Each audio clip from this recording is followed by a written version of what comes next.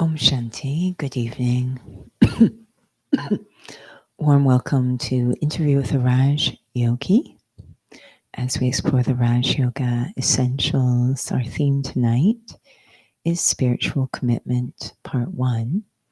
I don't know of how many parts, but Part 1 of 2. So let's begin with the reflection. Sitting comfortably, I give myself my full attention. So I'm not thinking about things I have to get done or situations in the past. I'm fully present here, looking inwards, full attention to the self.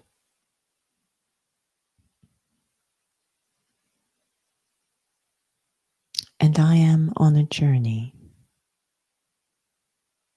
a very unique, almost invisible journey, internal.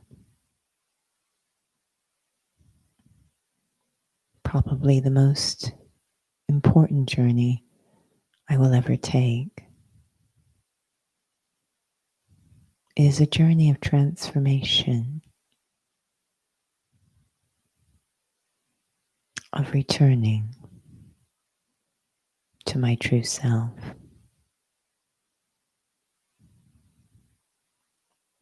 And any journey of change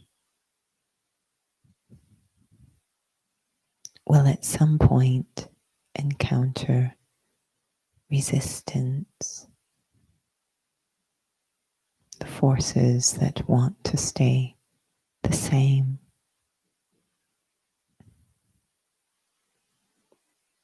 It's very important, therefore, on my journey of change, that I have a full stock of determination, of deep love, of commitment. In this case, towards the self.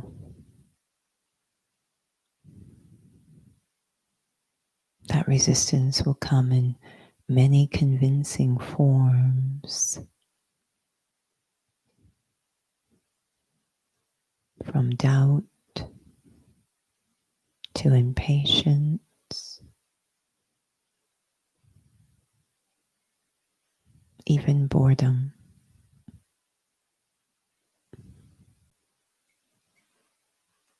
So it's important to constantly check my stock of determination, love, and commitment. Om Shanti.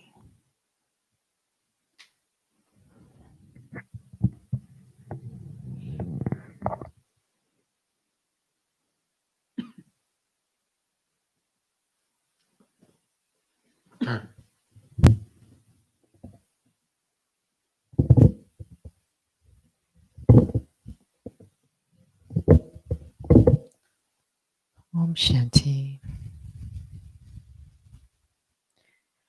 Welcome to Raj Yoga Essentials.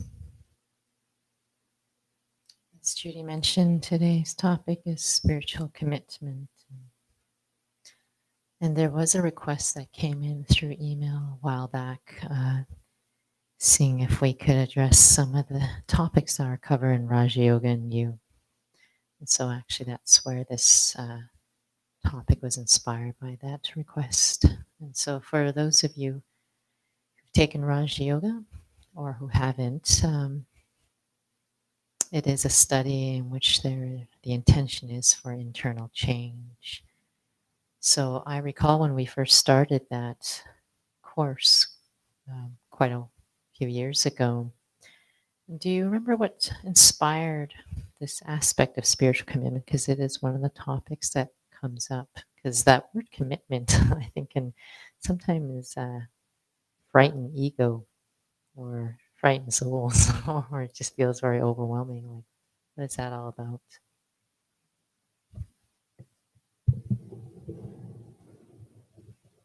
Again, as we were mentioning in the reflection, anytime there is, initiating a process of change, eventually we hit resistance, and the resistance will stop. The journey comes in very powerful forms if I am not completely committed to what I'm doing. And so looking at the different aspects of commitment, which is why am I doing what I'm doing? How important is it to me what I'm doing? These are various aspects of commitment so that when resistance comes, I have a response. I know that was something I really reflected on early in my spiritual study. I was really fascinated by commitment to some process, some journey, some endeavor that would eventually require resilience, overcoming resistance. So we're very good at starting things, but this is about completing it. Sounds like it's a lot about sustaining oneself. Mm-hmm. There's three aspects in change, which is creating, sustaining, and we sometimes use the word destroying, but overcoming. And that's just a part of change. Very often, the way we kind of go at change as it becomes perhaps uncomfortable is I want to change, but I also want to stay the same. And of course, that doesn't make any sense. It's one or the other. So I need to eventually, there's the image we're given of having one foot in two different boats, one foot in each boat, and the boats are going in two different directions. There comes a point, unless you want to be split in two, where you have to commit, choose, if you will, which boat am I going to continue in? And so this is the idea of spiritual commitment, is that I can't decide to change and stay the same. I have to decide which one I'm going to do.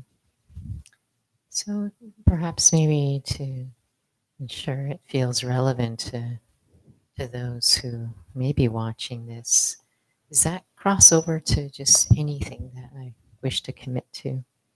Yeah, I think it's any project, any endeavor, especially when we look at change, but even a decision.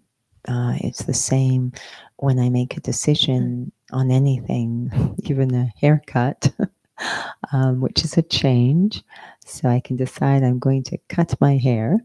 And the moment that I make that decision, it's so clear to me and it's obvious. I remember once it was, I think it was a fundraiser for some form of cancer here in the city. And, they have this thing where you cut the hair to donate for when people often get different therapies of cancer, they can lose their hair. So donating hair towards wigs. So they had this where I was working at the time. They had this huge event. The mayor was there. I'm not sure what was going on, but anyways, and people could come and get their hair cut, and you have to cut a certain amount to make it worth it. So I remember there was this woman who came in, and she had very long hair. Obviously, it took a long time to get there. Very long hair. Might have been as long as Nora's, I don't know. And she decided she was going to donate her hair. And, at the moment of making that decision, it's like, this is a really good idea. I believe in the cause. I want to do this. But the moment that, she's sitting in the chair and the scissors come out, and it's now, I'm going to get my hair cut, and I have to, it's one or the other. I don't know. I remember everyone was just, the mayor was just praising her because she went ahead. And the thing is, this was all public. So there'd be a crowd around you as you're going through this, and you just see the wheels turning inside their heads. Some got completely all their hair shaved off. There was a little boy who completely shaved, but you would always see they sit, great idea, caught up in the goodness of the moment. But the moment they're sitting in that chair and the scissors come out, there flashes across their face a moment of, oh my gosh, what am I doing? And they have to decide. And it's weird because it's public. We get to see it all. And you do see that moment where, I'm overcoming resistance.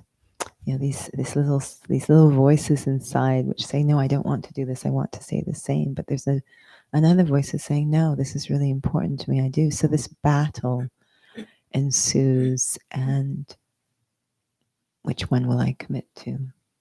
Will I stay the same, or will I continue with something that I started because it was meaningful to me? How will I carry through the resistance that inevitably will come? Now, I wonder when you were sharing about really checking in why I'm doing what I'm doing. Do you find that that's something that you've noticed in individuals who, whatever journey they're going on, that becomes something that's instinctual to do? Because in a study, it's kind of like to remind yourself, I better check in why I'm doing what I'm doing, because so it doesn't become just something rote, something that's just a structure. But what has that been like for you? I think, there's always this idea that either I am proactive and I choose to do it. There's an instinct inside, perhaps an inner wisdom, that this is something I should really do. And if I don't voluntarily do it before, I eventually will be forced to do it. One way or the other is going to happen. Something, one of the things I did, because this topic fascinated me, is I would interview long distance runners, because, they start the race, and at the beginning of the race, you got lots of energy. It's a good idea. But there comes a point when it gets quite uncomfortable. And so I would ask them, there must, at that point of it being uncomfortable, the question must come, why am I doing this? So some runners have it very clear in their mind at the beginning, their experience, they know why they're doing it. And some, it gets to an uncomfortable place and they're forced to look at the question, why am I doing this? Because there's just so much that's, is being challenged. So one way or the other, I think. But I think it's very healthy if one can have that habit of revising regularly. Why am I doing it? It keeps it meaningful. We fall into ritual very easily, and we can go along for a while, kind of carried like lemmings with the wave of the moment, and it can start to lose its meaningfulness, which is a huge energy that drives commitment. So it's very important to keep this personally meaningful. Why am I doing this? It's interesting when you're sharing, because I was realizing a part of the reason why I was asking that too is some might find it's a waste of time. It's kind of like going back to the beginning. It's quite subtle, I suppose, in terms of it's just easier to just push, push, push, push. And maybe sometimes somehow that feeling, what commitment means, what discipline means, is a sense of pushing, which I don't think that's what the study is about. We have a wonderful example, many wonderful examples, but we'll just take one, Brahma Baba, who was the first student of Raj Yoga. And what we saw in him was that it's much better to embark on a journey such as this with enthusiasm rather than desperation. So, you know, the opposite of enthusiasm, of course, is disheartenment or doubt. And what we saw was that there was so much, he was so good at sustaining his enthusiasm. It was very clear to him why he was doing it. He was very, the word intoxication was actually, he was very excited about doing this study. So, yes, on the outside, there was disciplines, there was self correction, there was a lot of firmness, but the force driving it was so healthy and so light, this enthusiasm, this clear idea of why he was doing it. If that isn't there, then it becomes very heavy. And, there isn't that enthusiasm. And it's just a bunch of rules, and I'm just not enjoying it. And eventually I want to take a holiday.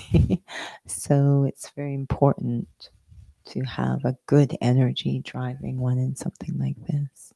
What would you say is a sign, though, that I could sort of be caught in that illusion? Because sometimes you can go along coasting and be comfortable, Mm-hmm. but but maybe it's still actually still sort of in the sort of the routine sort of pathway.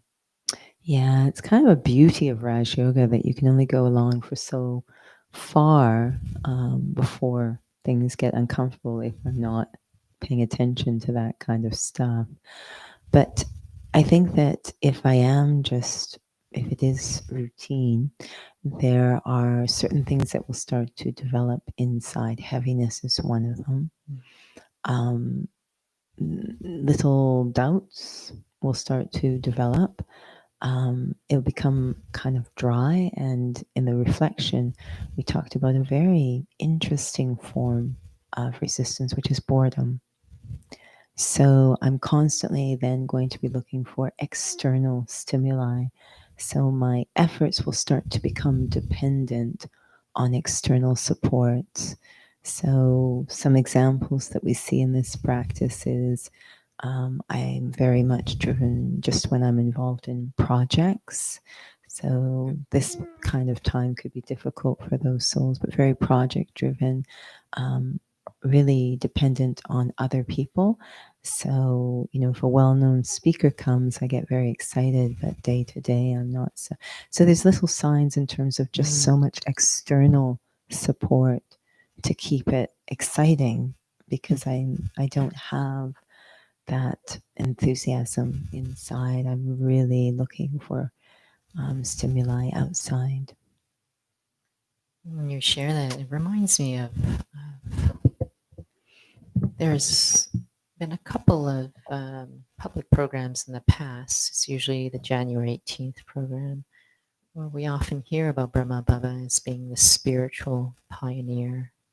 And I was just thinking about that actually when you were sharing, because um, just a bit of background, very briefly, of point of the question. There was a time in my life where I really felt this existentialism too, and I remember creating like this whole binder, trying to go through some sort of journey, and I have no idea what it was, but you kind of felt like it wasn't, it was because it was coming from the inside out. It had a very different feeling.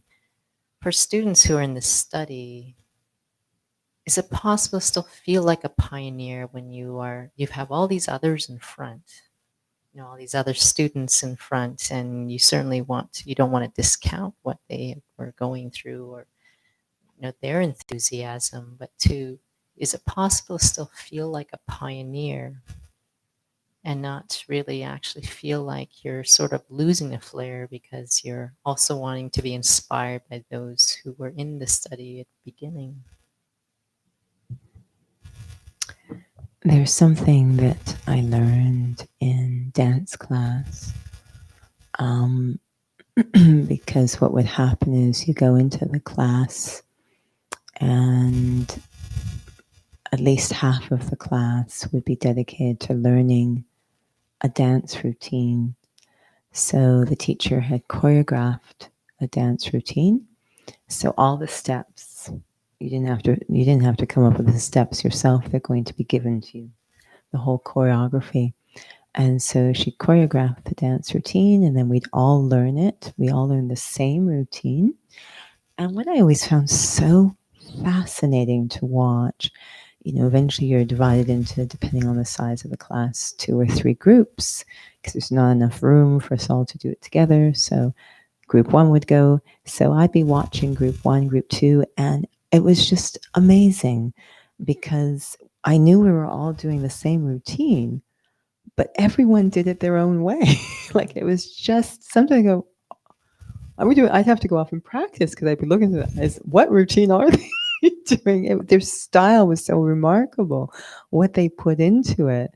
So the bottom line is, yes, we have a path we're given. We are given guidance and instruction and disciplines, and we're given steps. We're following, as we say, in the footsteps of Brahma, but I have to walk them my way. And that isn't that I'm going to change. It's the same steps, but I'm coming from my own perspective, if you will, my own story. And this is why we see variety, so much variety. We're all following the same choreography. And I certainly do not want to fall into the trap of comparing or competing. That's death. Death. So I Hear have that? It's death. deep, It really it is. is. I have deep respect for those who have walked in front of me because, they gave the choreography. It's wonderful. But I have to be very authentic in how I'm walking through this. And so this commitment to honor the self, to walk this honestly, not superficially, not with show, but very authentically. So that very personal, I'm not, again, changing or compromising anything. I'm just walking this honestly. Thank you for pointing out. Perhaps maybe that was what was driving the question without being able to articulate it, was this concern of possibly comparison that I often hear a lot of younger students and the younger generations. It's sort of implied, I suppose, in some of the things that they're sharing about. But I know you touched on it in terms of being able to follow in these steps and not sort of just do my own thing. There seems to be a fine balance in terms of commitment, um, to be able to stay authentic and yet still actually be able to really honor what would probably be accurate. Sounds like maybe not a bit of a quandary, but it does seem like it's a fine balance. Mm. We have a phrase we use. I hope it doesn't confuse or disturb, but hopefully the feeling will come through once we unpack it. But this idea of belonging to the clan of Brahma, I know that sounds extreme, but this idea that, when I look at someone like Brahma or like Raj Yoga or like the Brahma Kumaris, we get a certain sense of the mission, the vision, the objective. And on this Raj Yoga and You, when we're talking about commitment, it goes with another piece called aim and objective. And we have an image that we use. And the idea being that these aspects, the vision, the mission, the objective of the study of the story, really resonate with me. For anyone who's belonged to any group or club, there is an attraction there. Really, there's the basic core elements of it really, really resonate. So in this case, what we're looking at in a nutshell is character transformation. That we feel that the foundation of life, of the world, is our character, our nature, our core values. So that's what this is all about. And if that's something that resonates with the soul, they're very attracted to that objective, then that will always be the thread that kind of connects us together as a clan, is that we share that common vision or mission. And then within that, again, how I am able to use what's offered here is very personal. But that basic foundation, um, you know, like minded, if you will, or a resonance that really binds us together. We're united in that vision that we believe what the world needs is character transformation. We're united in that basic vision, and that's what binds us together. I know I get to often work on projects with other souls, and every single time I have the same feeling that it's so inspiring as they, interacting with them, feeling, wow, we're all on the same page, that we all want to take care of the human spirit. That's really our main focus. So that's the foundation that binds us together. And then there's so much variety within that. So it's always going to ask, am I showing up in this clan authentically? Mm-hmm. It's interesting because there is a study group that we're in, and once a week, it always seems like a part of that conversation is, am I accurate in terms of my efforts? And so it does remind me back to the spiritual commitment piece, actually. Is it wanting to be very accurate and meaningful and authentic in the study, and yet at the same time, you want to, there is like trying to be not contrived in terms of being unique, if that makes any sense, to be able to really bring up what is my speciality in this commitment so that it is actually meaningful, and yet still be able to be accurate. Yeah, another huge part of commitment is recognition, that I commit to something where I recognize there is benefit. I was listening to a massage therapist who was working with a client, and very gifted massage therapist, providing a lot of clarity to the client in terms of the source of their pain, etc. And as I was chatting with her, this massage therapist, I was saying, wow, they're really benefiting. And she said, actually, they won't enjoy full benefit unless they're committed as well. This is not a one-way street. She has to do her homework, and it was quite a funny for a massage therapist, quite a funny conversation. So this is huge in terms of commitment, that I recognize this is beneficial. Yes, I recognize there will be internal resistance, but I recognize deep recognition, this is beneficial. So then I have to take care of that recognition, because the resistance forces will try to blind me to that. I constantly have to say, yes, this is beneficial. This is beneficial. Today we had a very beautiful lesson about, not using the word God for God, but using the word, we say Baba, which means father, which specifically suggests this sense of belonging and rights over that being, and the sweetness of that relationship, because there's so much attainment, so much benefit for the self in having a relationship with the Supreme Soul. That needs to be recognized, to stick to it, because the one thing opposition will try to block is any experience that there is benefit there. It will really start to create doubt. So I constantly need to take care of that vision, that recognition. There is benefit here for me. And that helps me to do the discipline, to do it with those feelings of love. Mm-hmm.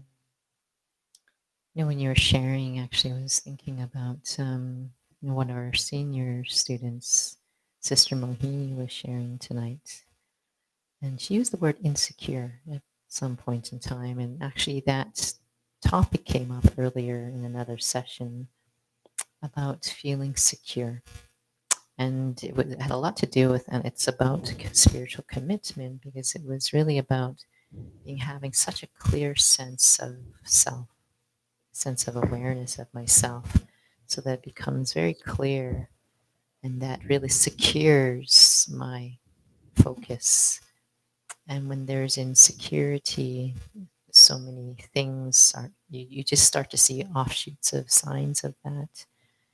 Um, have you found, being in this study, that your sense of being secure in what really matters to you and staying on track, what have you found that blocks that? What have you found that really strengthens that? One of the signs of spiritually developed is called stability. And the reason the word insecurity was used in this class that you are referring to is because we're at a time when things are very unstable. And so what happens is that we discover everyone's committed. Everyone's committed to something. But the issue is, am I committed to something that's going to eventually shake? Because if I have invested, committed, anchored myself in something that's going to shake, that's not attached properly, then eventually as it shakes, I start to shake. And this is where the insecurity is coming. So something I've really enjoyed about spiritual commitment, because spiritual commitment means you're committing to things that are not temporary but are eternal, is that it is always so grounding, so anchoring to me to revise that connection to what is eternal, or what we call spiritual. That to me is super important now. So I really have to look at, it's not a case of, am I going to commit? We have all committed to something. We've married ourselves to something. Some it's to money, some it's to relationship, some it's to status. And, it might be I'm committed to my job. And then what happens when I lose my job? What will become my anchor? So I have to eventually look at, am I committed to things that will eventually change, shake, or end? And it said, this idea that the boat of truth may rock, but it will never sink, whereas the boat of illusion or falsehood, it may look pretty solid, but it's definitely going down. So Will eventually shake, and then which boat am I? So this is where the insecurity we're seeing now that she's referring to. There's an atmosphere of anxiety and insecurity, because all the things that we have committed to are starting to fall apart. And so that can be a very, very beneficial thing to happen, because now I have the time to assess, to see, is there something more solid I can commit to? And again, when it's eternal, then it's not going anywhere. So spirituality looks at what is eternal and invites us to commit to that. Perhaps one more question as we're coming to a close. It feels like, along with, I know you were sharing about revising, revisiting why I'm doing what I'm doing is really important, but it feels like the journey itself, we call it soul consciousness, remembering Baba, remembering God. It has to feel like that's also meaningful for it to continue, for me to continue to feel like I'm committing to something, that's, especially with the resistance that comes up. Yeah, so what happens with this study, it's quite interesting, is that none of us really come with a blank slate. So we already had ideas about the self, about God, and about how the world works. And we've gotten quite committed to them, quite attached. But there comes a point when they're clearly not working. So the problem is, though, that we're really committed to them, even subconsciously quite committed to them. So this is, again, Raj Yoga will ask you to change your beliefs, and that's a deep thing to have to explore. But if I don't, I'm going to land up with this mixing, and that really creates meaninglessness because I'm not in one boat or the other. I'm kind of in a purgatory where, okay, I know these ideas aren't really working, so I'm not fully committed anymore to my old ideas, but I'm also not quite accepting the new ideas. So I'm kind of in this weird place where I'm trying to make one of them work or both of them work simultaneously.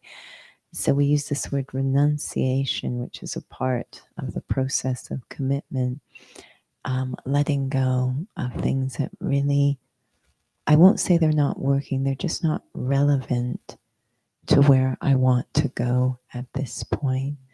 So it might have been relevant earlier in my journey, but now that I am looking at a different objective, that's just not relevant. So I have to kind of take time internally to sort that out. And it's constant. It's constant that we're assessing that. Have I really shifted tracks? Or am I trying again? It's constant, this foot in two different boats. I'm constantly having to check that. I don't think anybody likes that feeling of being on two boats. No, you have to be it's doing the splits uncomfortable. very well, Yeah, whether it's very physical uncomfortable. or subtle. And perhaps maybe that's what we'll continue with next week, is about the letting go of these old commitments. It feels like souls say that all the time. I don't want to do that anymore, but I don't know how, or I don't have the power. So perhaps we will transition to a little reflection, and we'll continue with this next week. Good thing we have part 2.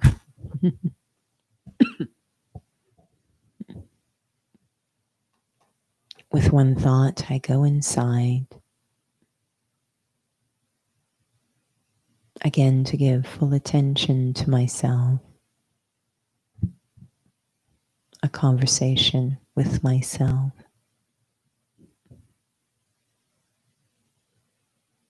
And the topic is self-care. The topic is always self-care.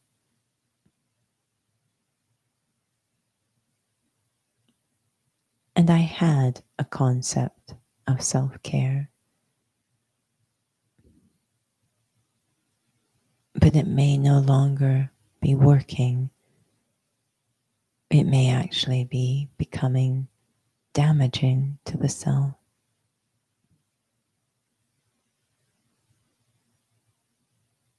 I'm exploring spirituality as a form of self-care.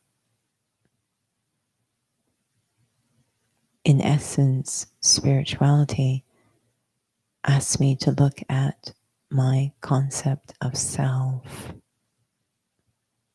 Perhaps the most caring act I can perform is to stop running around, stand still for a moment inside, and really see what my idea of self is. To truly be committed to caring for the self, I have to take that moment to understand who the self is and how best to care. Om Shanti.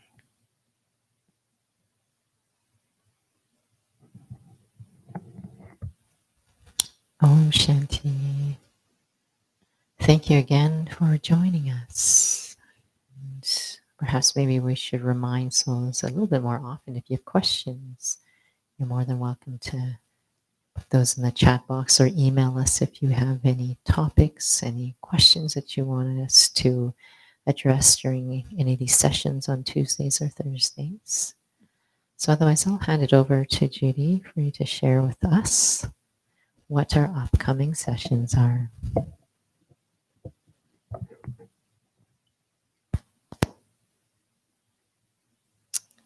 So I know many of you may have joined the experience drop-in meditation just before this session. So that continues 3 times a week, Tuesdays, Thursdays, Sundays.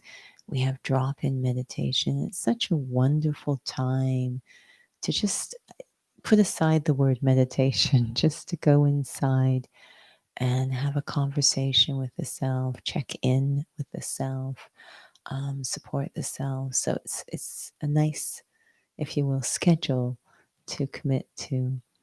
And that's on Tuesdays, Thursdays, Sundays, 6:45 to 7:30 during the week, and on Sundays a full hour, 6:30 to 7:30.